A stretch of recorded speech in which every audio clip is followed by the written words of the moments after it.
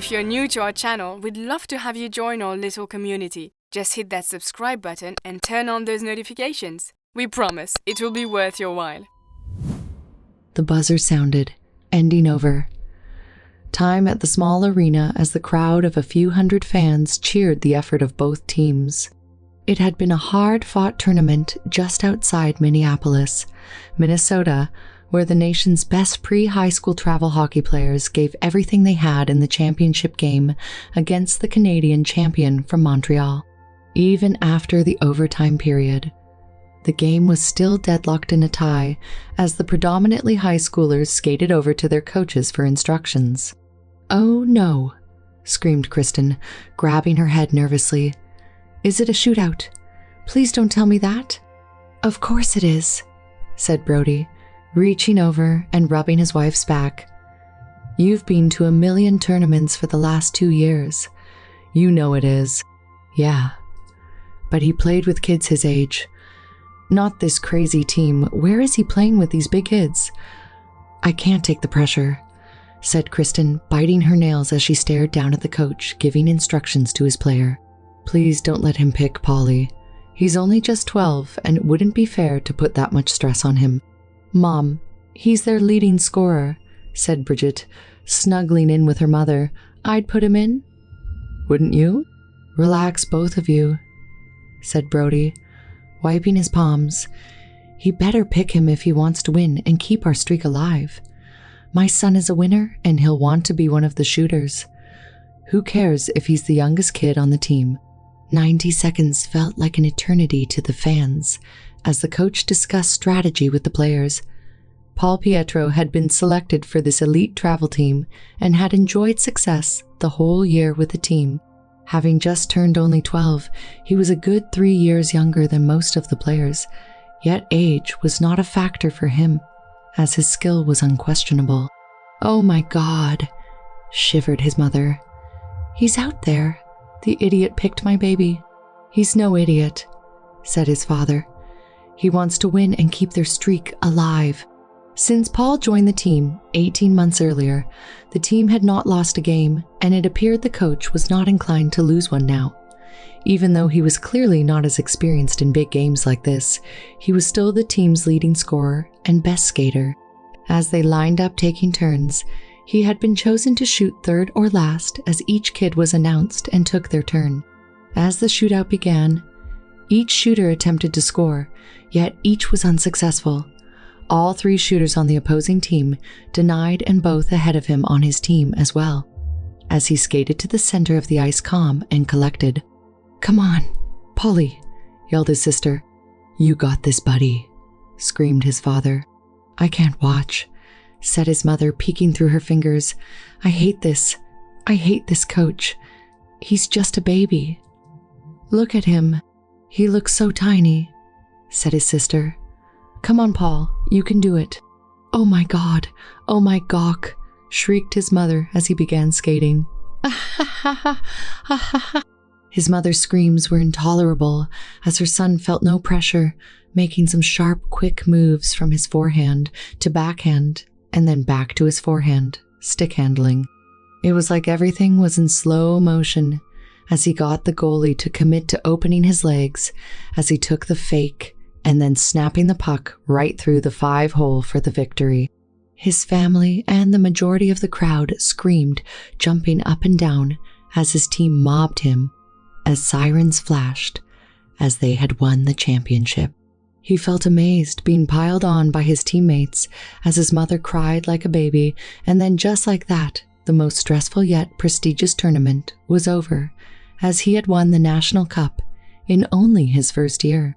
The team's families and coaches celebrated that Sunday night together as all their hard work had paid off, yet the hockey season had come to a close for spring. They finally got a much-needed break from the rigors of travel and daily practice, as all this stress and expense was a lot on everyone. As they checked out of their hotel on Monday, it was still spring break for the kids being out of school a week already, and now it was time for the long drive as the second week of spring break belonged to his sister. For Paul, his main activity was travel hockey, and for Bridget, it was pageantry. He hated the idea of sitting around all those women, but she was there for him, rooting him on every minute, and it wasn't like his mother would leave him home alone anyway. Each of their activities took them away from home. A lot. Yet they never really complained, and neither did their parents supporting them in any way they could. Their father, though, had to get back to work as he meet them for activities on the weekends, as most of the burden of being the taxi driver fell on Kristen. "I'll be there for the final, honey," said their father, hugging his daughter as he stepped out of the passenger seat of their Mini van, opening the rear sliding door at the airport. "I know you'll do great, and I'll be there to see you win it." "Thanks, Dad," said Bridget, hugging him back. "I can't wait." "Safe flight and see you Saturday." Kristen leaned back and kissed her husband. "Have a good week at work and text me when you land." "Will do. And congrats again, Polly," said his father, pulling off his baseball cap and messing his hair. "I guess this means this mop has to stay for a while." "Of course," Paul replied, brushing the mess from his eyes and tucking his long hair behind his ears, putting his hat back on. "We can't cut it until we lose. It's our good luck. It's our playoff beards. Please don't remind me." "As it is, we'll need to stop for a strong detangler," teased his mother, rolling her eyes. "You boys and these ridiculous superstitions. Now, go before you miss your flight." "Oh, crap," said their father, checking his watch. "See ya on the weekend." "Okay, buckle up, guys," said their mother, checking the mirrors to pull out. "It's a long trip south, so let's get moving." It would take a few days for the 18-hour driving journey from Minnesota to Alabama, as they stopped to do a little sight, seen to break up the monotonous drive. Kristen was cautious, staying at nice yet budget-conscious hotels along the way, as these two events were costing them a small fortune. Like most parents, she'd give the shirt off her back for her children as they put everything into their kids' activities and happiness, but now the focus shifted from Paul to Bridget. A day at the zoo on Tuesday, another at a museum on Wednesday, and then finally they arrived in time for the welcome reception and kickoff dinner on Thursday. Even though she was a bit tired from all the travel, Bridget instantly got her second wind the moment they pulled up at the Grand Hotel and Convention Center. As they left the minivan, the bellhop loaded their luggage on a cart and took hanger after hanger from the back of the Mini. Van's rod that had been installed across the entire back of the car like a closet rod. "Please be careful with those dresses," said Kristen, watching him take garment bag after garment bag and transfer them to hang on the luggage cart's hanger rod. "Of course, ma'am," said the valet. "We've been instructed to the delicate nature of all the garments." "Thank you," said Kristen, tipping him as they went in to check in. Between the initial Southern hospitably and the extravagant lobby, both Bridget and Kristen were overwhelmed by the grandeur. This was the most prestigious pageant she had ever participated in, and just meeting the welcoming committee sent her right into full prim and proper mode, as she couldn't wait to experience all that the pageant had to offer. "Oh, Mom, this is unbelievable," shivered Bridget with excitement after just having her name badge pasted to her shirt. "I'm embarrassed. I wasn't even more dressed up just to check in." "Oh, don't be silly," giggled her mother. "But this really is something, and trust me, you'll be dolled up and dressed to the nines all weekend, so I wouldn't worry about it. Now let's get to our room and go have some dinner." They went up to their room now, as Paul happily crashed out, watching TV as their mother answered the door for the bellhop. Bridget was already out of a quick shower and couldn't unpack fast enough, beyond excited to get downstairs to see everything. She was no different than any other teenage girl, fussing with her hair and makeup as she changed outfits 3 times before deciding on her dress. "Change for dinner, buddy, and then you can just hang in the room while your sister and I mingle," said their mother, tossing some slacks and a polo shirt on the bed. "Change," sighed Paul, already annoyed. "I hate getting dressed up. I wore a stupid hockey jersey for a week for you," yelled his sister. "Now, change, and all you have to be is presentable anyway." He knew she was right as he changed, and then down they went for dinner. It took 15 minutes longer than it should have just to get to the restaurant, as his mother and sister couldn't stop hugging and kissing people on the way. It was a nice night getting reacquainted with a number of girls she liked and even sharing some small talk with a few rivals as they socialized and shared stories. His mother was true to her word, bringing him back to the room after dinner as his sister stayed behind, attending the pre-pageant briefing. "Just don't leave this room while I'm gone, or answer the room for any reason," lectured Kristen. "Deal, buddy. I'm trusting you." "Where would I go with all these annoying girls here?" joked Paul. "I'm 12. I hate girls and all this stuff." "I know," said his mother, kissing his forehead. "Love you. Take a shower and don't wait up." Paul was just thrilled to not be involved as he showered and then kicked back, relaxing.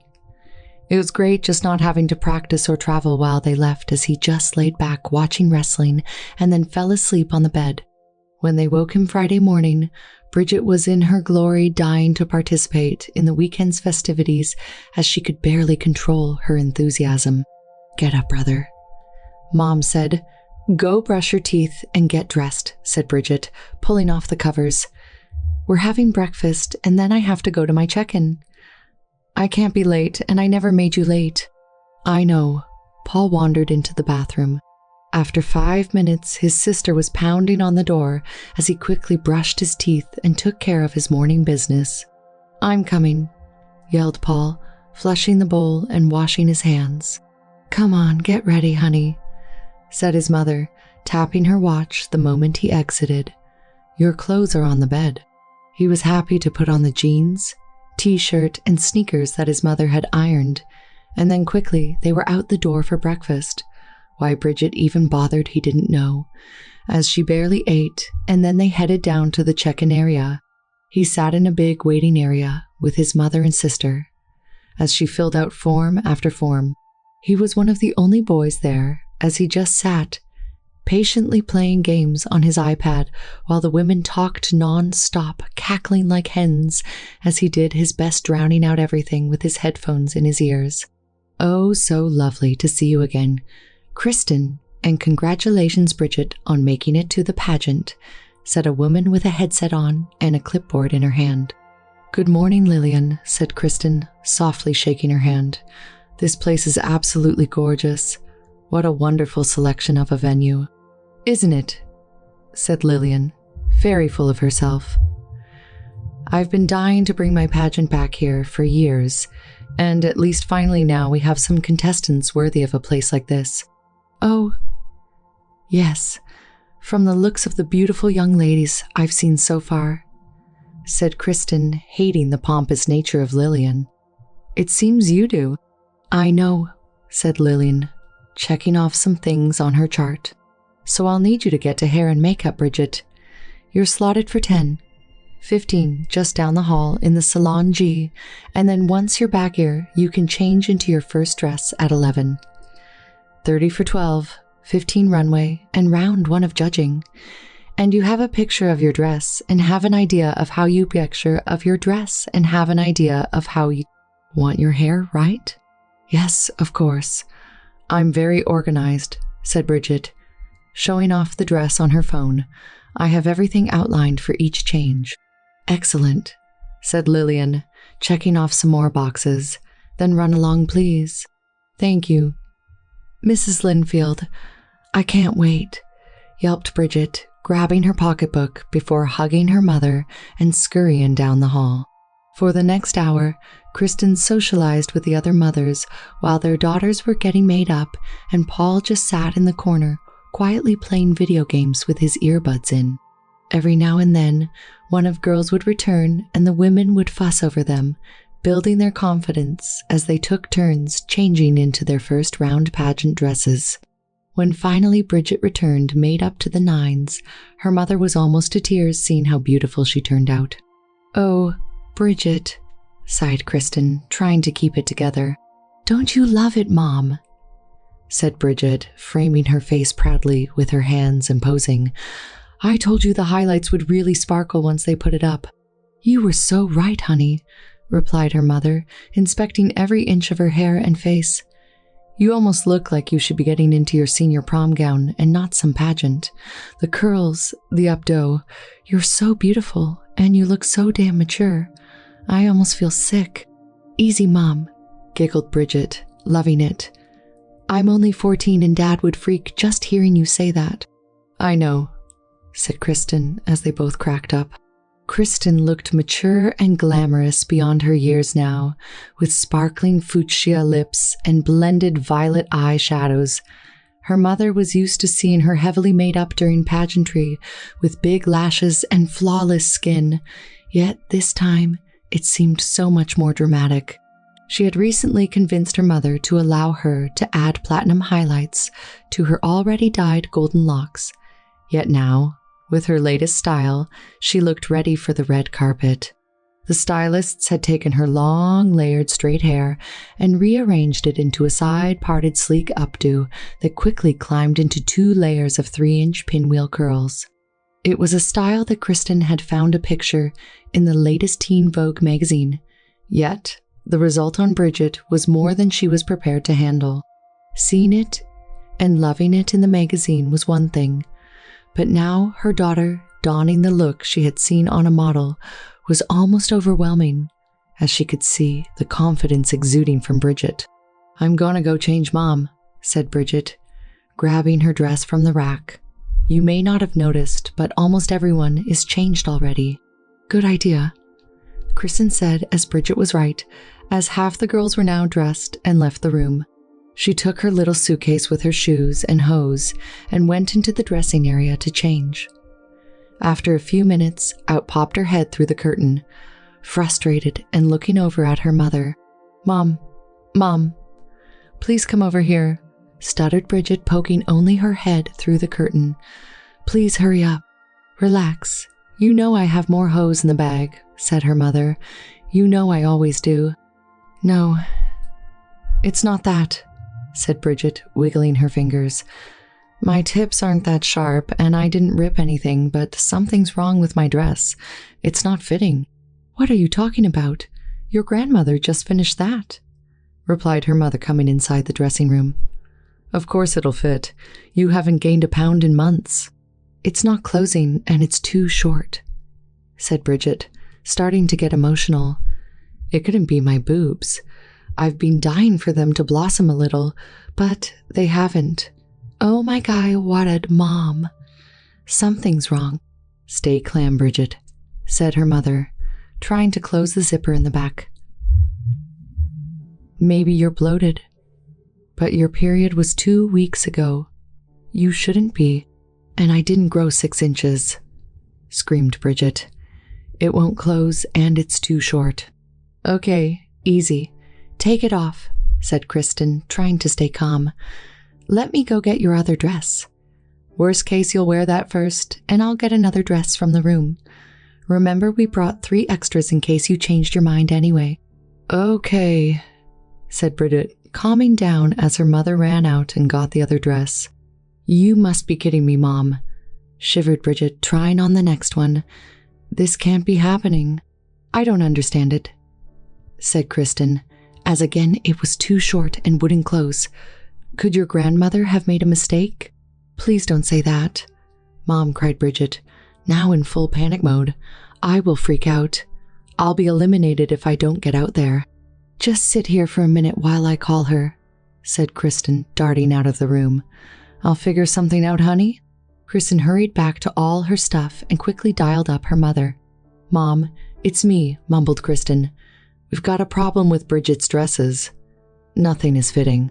"Oh dear, maybe she's carrying a little water weight," said Bridget's grandmother. "You know how hormonal they can be at her age. I know she doesn't want to because she's been dieting like a fiend, but make her use one of the Spanx or lightweight body shapers we used with the sleek gowns last year. That should help." "Mom, you're not listening," yelled Kristen at her mother. "Don't you think I would have done that already?" "We'll get through tonight, dear. And if you want, I'll tell your father that we'll need to change to an earlier flight. I don't mind coming earlier and letting out the dresses a little," said her mother nonchalantly. You know we wouldn't miss the big Saturday night portion of the show, but you know how he hates all the prelim stuff. Mom, maybe you are going senile on me. It's not even close to zipping up, and how does that explain the dress being way too short? Screamed Kristen, frustrated, muffling the phone with her hand so Bridget couldn't hear. No alteration will fix this. Somehow you screwed up your measurements, and this is a custom-only glitz pageant. Everything must be handmade to fit. Of course I know that, Kristen. I slaved making all those dresses for my granddaughter, said her mother, getting pissed. No, maybe she had a growth spurt or something. Walter, bring me my glasses and those sheets with the measurements. Now what are you two fighting about, Betty? Said Walter, Kristen's father. Here. Oh, I got odd, shivered Betty. Walter, go get us on the red eye. I'll need to sew all night, and then you'll box my machine and everything else I'll need. Mom, what is it? Gulped Kristen. Kristen, tell Bridget Grandma is sorry, and I'll make it right, said Betty, discombobulated. You were right, Kristen. Maybe I'm going senile. I mixed up the patterns. But you couldn't have, said Kristen, confused. You've only been making these dresses for Bridget this last month or so. These are only the latest things. Yes, but I've also been making the suits you wanted for Paul, said Betty, shuffling paper. I can't believe I did it, but I must have switched them accidentally. Are you saying you made dresses for your grandson and suits for your granddaughter? Yelled Kristen, freaking out. Well, the dresses. Yes, but I haven't finished the suits yet, gulped Betty, sick to her stomach. Give me that, you dingbat, grumbled her father, ripping the phone from his wife. Kristen, get through tonight and we'll be there early in the morning if I have to drive all night. Okay, Dad, but I'm not sure if we can, cried Kristen, getting emotional. She might be eliminated by then. The dresses have to be custom and one of a kind. Pay off someone. I'll give you the money. Anything for my granddaughter. You know that, said Walter, rambling. Maybe buy one from someone that would have worn it tomorrow, and we'll have your mother make them another one at the crack of dawn. She's got tons of stuff here. Half done that I'll bring, and I'm sure we can make something happen. Dad, I don't know, said Kristen, almost sobbing. Pull yourself together for my granddaughter, Kristen, scolded Walter. I brought you up to be resourceful, so go figure out something until we get there. Okay, said Kristen, wiping her eyes and blowing her nose as she walked across the room towards Lillian. You know the rules, right? Said Lillian, looking at her watch. In 25 minutes, Bridget needs to be on stage for Procession 1. Of course. But there's a small issue I'd like to discuss with you in private, said Kristen, pulling her aside. Mrs. Pietro, again, may I remind you of the rules, said Lillian, annoyed at being pulled aside. You may not have realized how loud the sniveling, whining, and bickering from your call sounded like in a confined space like this, but now, the other two mothers left in the room were disgusted, and myself too. You heard all that? Said Kristen, embarrassed. I was that loud? We all heard your obnoxiously loud phone call, said Lillian, turning her back on her. Now again, must I remind you of the pageant's rules? No, I understand them, but I was hoping you could help me. Obviously, you heard it was an honest mix-up. My mother just used my son's measurements and not my daughter's, said Kristen, almost pleading as she yanked at Lillian's arm to stop her from walking away. I know you've got dresses back there, on the rack that you could lend or rent to me. I don't care what they would cost. I just need anything so we can get through today. You know those are not custom, and that would be a clear violation of the rules, said Lillian, holding her chest in a huff. I almost can't believe you'd asked me that, Mrs. Pietro. I'm appalled. Oh, please, Lillian. It's just for today, and you know damn well you do the same thing for your daughter if you needed to, said Kristen, getting angry. Now drop the Mrs. Pietro bullshit, as you've known me for a fucking decade, and let's work out anything you want. You know how hard Bridget has worked just to be here, and she'd be devastated if she got eliminated on a technically. You think I want to eliminate her and have an uneven field, just like I have in the age group below her. You know what issues that causes, don't you? The catwalk, the lineups, the judging, said Lillian, getting in Kristen's face. The little bitch that dropped out 30 minutes ago was the girl I was representing. And now I look like I can't control my own model in my own contest. I'm sorry, Lillian, but please don't drop Bridget, said Kristen, grabbing her shoulder. You must have some custom stuff back there that wouldn't violate any rules. Anything, please. Lillian again turned her back on Kristen and folded her arms with a huff. She took one step towards the door and then stopped dead in her tracks, seeing something out of the corner of her eye. Quickly, her head turned, snapping like on a swivel, and then she took a double take before turning back towards Kristen. Wait a minute. Is that your son over there, that with the headphones on? That hasn't even moved during all this? Said Lillian, changing the subject and flipping her long nail, pointing. That little straggly-looking thing is the so-called hockey star everyone was talking about. How old is he? Well, yes, but he's not straggly, and he's only 12, said Kristen, a little insulted. It's just they keep winning, and the whole team can't cut their hair until they lose. They're going on 2 years without a loss. But what's the problem now? He's just playing his games and not bothering anyone. I saw a few other mothers with boys back here, and it's never been a problem before. Marcy, can you come up here, please, and stat? Said Lillian into her headset and walking towards Paul. Kristen, come with me, please. Now what? Asked Kristen, rolling her eyes and following. Hello there, said Lillian, tapping his shoulder, interrupting his game.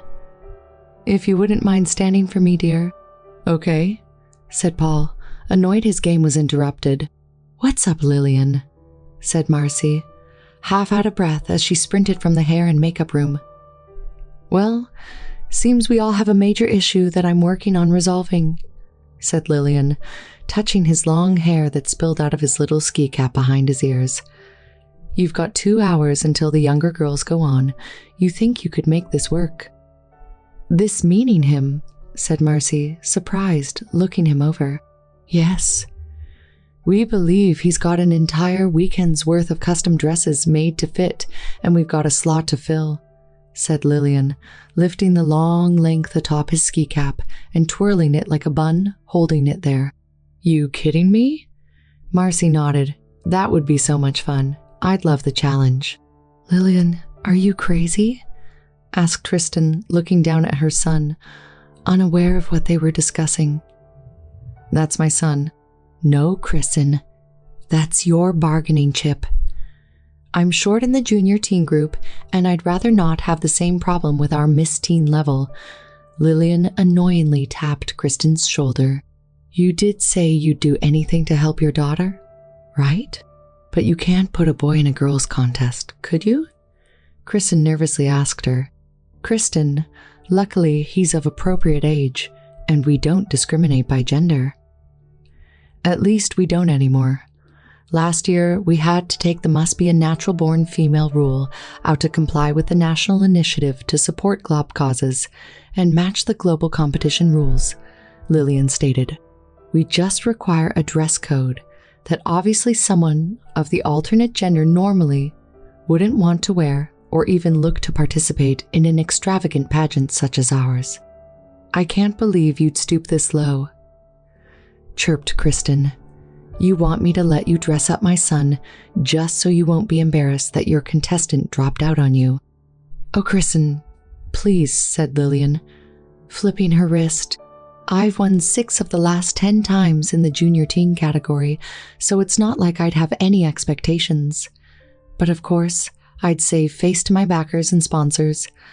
Look at it like I'd be maintaining my reputation, and you won't be denying your daughter the opportunity she's dreamed of. I can't allow it, said Kristen, growing furious. Are you fucking nuts? And I guess then I couldn't allow you access to my private dressing area, said Lillian, rolling her eyes and turning her back. "It's too bad because I've got some lovely handmade things that just might fit Bridget." "You fucking bitch," yelled Kristen, ready to choke her. "Mom, you okay?" said Paul, taking out his headphones, seeing the emotion. "What's going on here?" "Nothing, honey," said Kristen, rubbing his head. "Just an adult discussion as they are trying to screw over your sister." "On the contrary, honey," said Lillian with a grin. "Out of the goodness of my heart, I'm just proposing a solution to help her." "Mom, I go everywhere for him," yelled Bridget, scurrying over in a bathrobe. "I've been in shithole after shithole in the crappiest sites, never missing a game." "Bridget, do you realize what you're saying?" said Kristen. "I can't ask him to do something like this. It's a few days playing dress-up for him." "Mom," said Bridget, trying to reason, "I've been his biggest cheerleader, the team mascot, done fundraisers and collected money in parking lots and coffee cans. You even made me go on a movie date with the coach's nephew, who looked like a fucking troll." "It wasn't a date," said Kristen, rolling her eyes. "I told you it wasn't." "Well, he didn't know it wasn't a date, but I told you all this," said Bridget, getting pissed. "Bad enough I had to sit there with his arm around my chair, touching my hair, and I almost puked when he tried to kiss me." "Oh, please, Bridget," scolded her mother. "You've met plenty of cute boys on these trips, so let's not go there, okay? I'm not stupid, and I've given you plenty of trust to go out a little. Your father would kill both of us if he knew about some of the times I've allowed you out." "Yeah, out stuck in the middle of nowhere," yelled Bridget, folding her arms, bored to shit doing next to nothing while supporting little Gretzky over there. "She's right, Mom," said Paul. "If you need my help with something, Bridget, why didn't you just ask?" "I'm asking now," said Bridget, looking him in the eye and starting to tear up. "You might think I'm asking a lot, but it's all right," said Paul, looking at he, nodding. "What do you ladies need me to do? I was like a junior stagehand once, and I can do whatever you need me to do to help." "Well then, what a wonderful sister you have there, don't you, Bridget?" smiled Lillian, looking at Kristen and then her watch. "So how about we see if the dress fits like you say it will, and then we can all move forward from there. 19 minutes until Bridget needs to be on stage or be eliminated." "A dress?" questioned Paul. "Did she call me your—" "Come on now. We've got to hurry," said Bridget, yanking her brother towards the dressing room. "The clock is ticking, and I still have to find something that'll fit me." "What the hell, Bridget?" moaned Paul the moment he found himself inside the dressing room as his sister closed the curtain. "It's no big deal. Grandma messed up our sizes and made all my dresses to fit you," said Bridget, pulling off his t-shirt.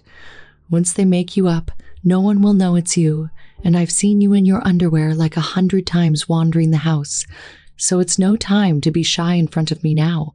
"This really can't be happening," gulped Paul as his sister pulled off his shoes and ripped down his pants. "Yeah, well, that's exactly how I felt all morning when nothing fit," said Bridget, taking the dress from the hanger on the wall. "Now you had your moment scoring the winning goal. Please don't deny me my chance at mine." "Oh, I hate you," squirmed Paul, standing now in only his briefs and white socks as his sister unzipped the dress and crouched down in front of him, opening it. "You know I wouldn't, but this isn't what I thought you needed me for. Now you love me, and I love you for doing his for me. Now step in, my soon-to-be little sis, and let's pray that Grandma did get the sizes backwards, like we think she did," said Bridget, looking up at him and tapping him to lift up his leg. "That's not exactly what I'm praying for," Paul said, as he stepped inside what looked like a huge mound of fluff as it was sprawled across the floor. He was quivering as his sister slid the dress up his chest and then gently slipped his arms inside the shoulder straps. It was hard to believe any of this could be happening, he thought, as she straightened the fit and then hopped behind him, grasping the zipper on his lower back. "Oh, thank you. Thank you, squealed Bridget as he felt the zipper stop on his back before excitedly circling him, jumping for joy. She did reverse our sizes. I can't believe it. Thank you. Thank you. Thank you. I can't pull this off. Paul was stunned, looking down at himself, encased in this immense floor-length dress. I'll fall on my ass just taking a step in this. Stop being a baby, said his sister, finger brushing his hair from behind his ears and onto each shoulder. Hold my hand and just be careful not to step on the dress.